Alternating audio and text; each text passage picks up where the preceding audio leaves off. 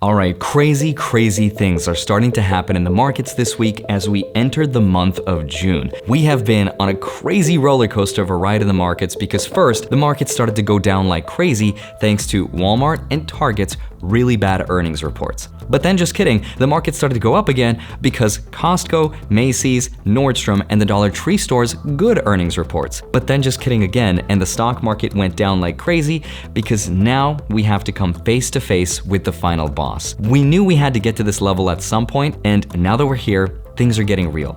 And that level is Papa Pal. Not actually Papa Pal. This is Papa Brenner from Stranger Things Season 4, just testing you. Actually Papa Pal right here. His job right now is to initiate what's called QT, or Quantitative Tightening. This is where they suck the liquidity out of the system, like I explained in a previous video, Luigi's Mansion style. This is the opposite of what we were doing during the pandemic when we were flooding the economy with money, because now we have to remove the money. Also this week, we got a shutdown of a major network in crypto called Solana, which remember is one of the competitors to Ethereum, and they suffered an outage. Crazier still, Gemini, which is one of the biggest crypto exchanges in the world, is starting to cut 10% of its workforce because according to them, the crypto winter is finally here. But wait, there's more. As if things could not get worse, people are starting to worry about inflation because energy prices have now reached the highest levels they've ever been. There are now predictions that gas prices could nationally reach $5 a gallon, which is pretty crazy. But the thing that has people really worried is that the United States personal savings rate has now reached the lowest levels since 2008. So a lot of things happened this week, and just as things were starting to look a little bit better, June rolls around and just reminds us that nothing in the market is ever guaranteed and things could change for the worse. So in today's video, I want to talk about everything I just explained in a lot more detail and show you what's going to happen and how it's going to affect us. So let's get right into it. Hi, my name is Andrei Jikh. Hope you're doing well. Come for the finance and stay for the spot-on impression of Warren Buffett. Yeah, this market, let me tell you, stocks just aren't what they used to be. All right, so first, let's talk about the secret tool of the Federal Reserve's toolbox called quantitative tightening. Now, this is not a secret in the sense that no one knows about it or what it is, but it is a secret in the sense that we have no idea what's gonna happen once we start doing it, and we just started. But don't take my word for it. This is directly from the man himself. I would say with very wide uncertainty bands, very wide, we don't really know. That was his quote from the Fed meeting back in May, and that's not a good sign because anytime the man himself says, look, I don't know what's gonna happen to the market gets scared, it starts to sell off, and it goes down. Now, if you're confused, let me explain. We were promised by the central bank that on June 1st, we would start this process of removing money out of the system. But the question is, how do we exactly remove money out of the system? So here's how it works. It's the opposite process of quantitative easing. This is when we would make fun of Papa Pal printing too much money, right?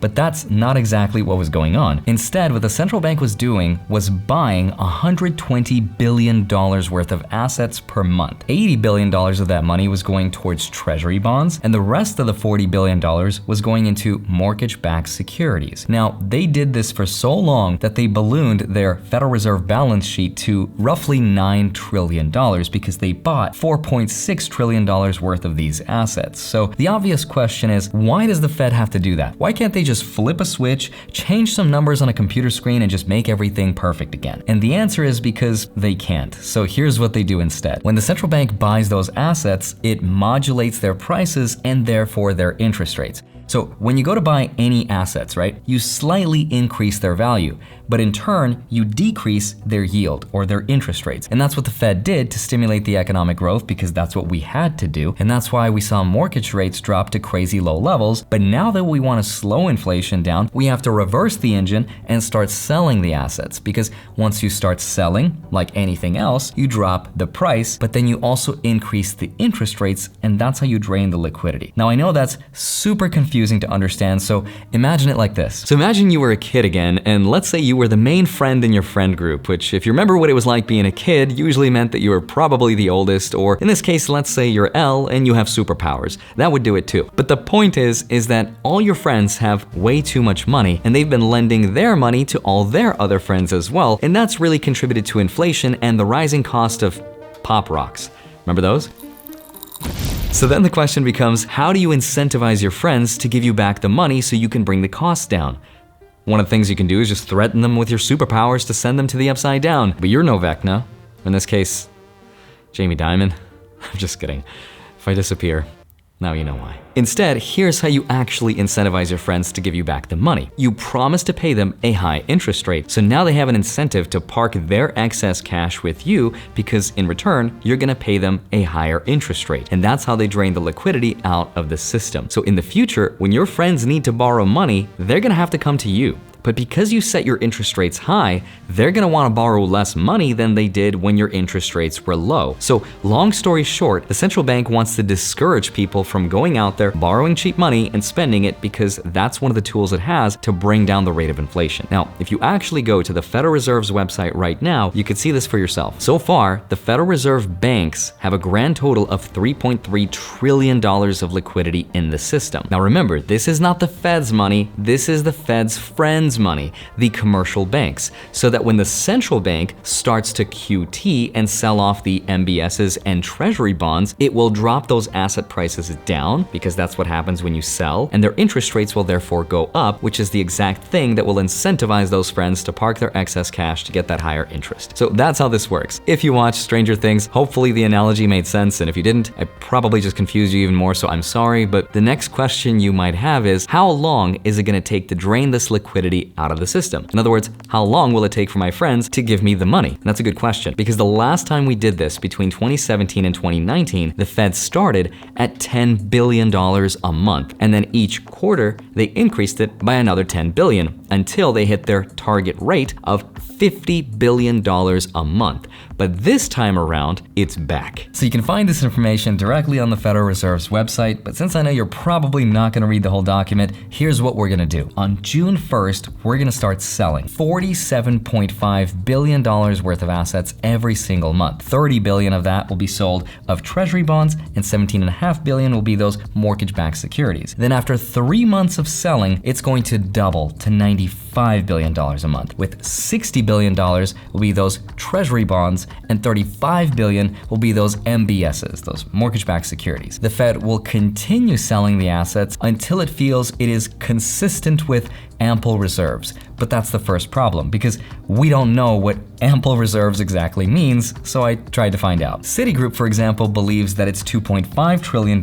and Barclays believes it's closer to $2 trillion, so maybe it's somewhere in the middle. But there are a few guesses about what's gonna happen to the federal fund rate as a result of all this selling, and here's what it is. The range is anywhere between 0.25% and 1.25% of an increase to the federal fund rate. That's a huge variation. Here's the easiest way to think about the market psychology right now, because if the market shows you a simple equation like 2 + 2, everyone would say 4. No one would disagree.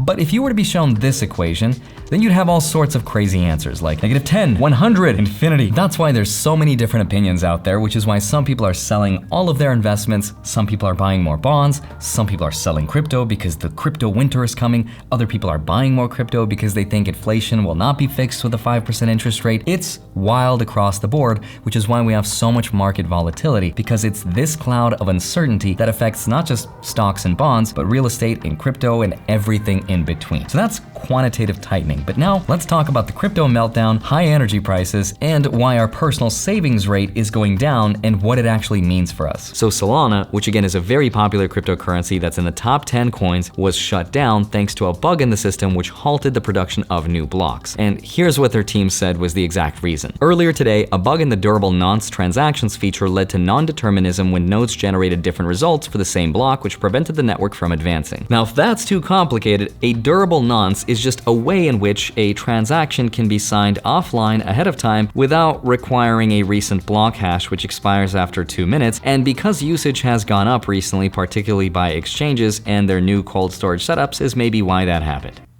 That's all. That was another tweet I had to read like 15,000 times to kind of understand, but here's the only thing that you have to understand about crypto's problems that I wish I knew earlier that's actually helpful. By the way, this is gonna sound a little nerdy and a little technical, but I promise it's super useful. There's 3 problems that crypto needs to solve, but they've only been able to solve 2 out of 3 at a time on chain. And the first is decentralization amongst the 5 pillars of users, miners, exchanges, businesses, and nodes. Number 2, Second problem is scalability. This is the ability for us to send that crypto to each other really fast without paying fees because we want to compete with centralized databases like MasterCard and Visa because we want that coin to become a payment system or a payments network. And the third problem it needs to solve is security, which is the cost with which it takes to attack said network. In other words, we want the cost to be so high that it makes more financial sense to protect the network because you are financially incentivized. In other words, you're paid to protect the network more so than you're paid to destroy the network. And this trifecta has never existed. In other words, after a decade plus of crypto's existence and billions of dollars worth of development, we have not had a coin that has on-chain been able to do all three at the same time. They've only been able to do 2 out of 3 of those. Because here's the thing, when a new hot coin comes around and people are excited about it, sure, it could be scalable and it's really fast and cheap, which is what Solana is. It's amazing, but it also comes at the expense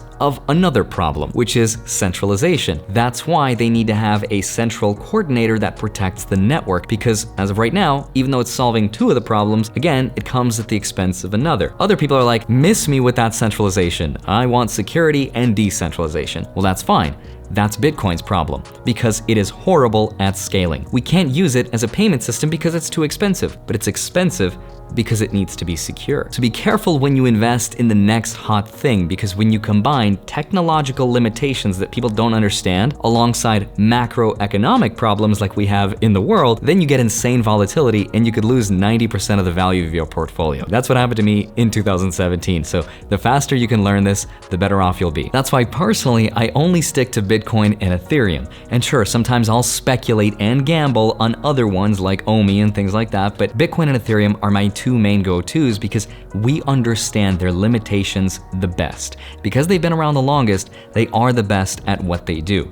And no amount of research will prepare you for what you don't know can happen. That's why you should decrease your spending and start saving, because the US personal savings rate just hit a new low level that we haven't seen since 2008. Right now, our personal savings rate as it relates to our disposable income has fallen to 4.4%, and our savings have dropped to roughly $800 billion. Now, check this out. Consumer spending is responsible for roughly 70% of the entire GDP. So the worry is that if we continue this kind of spending, thanks to high demand and high inflation, and we have no choice, our savings could dwindle to the point where we stop spending money. And if we stop spending money and we get a negative GDP in Q2, that could put us in an official recession, which is not what we want. Combine all of that with oil potentially reaching anywhere between $150 to $185 a barrel, and you get the market to say, look, I don't know what's gonna happen. Could go up, could go down, no idea. That's why I've personally cut back on spending and I started saving a lot. And even though I'm still investing,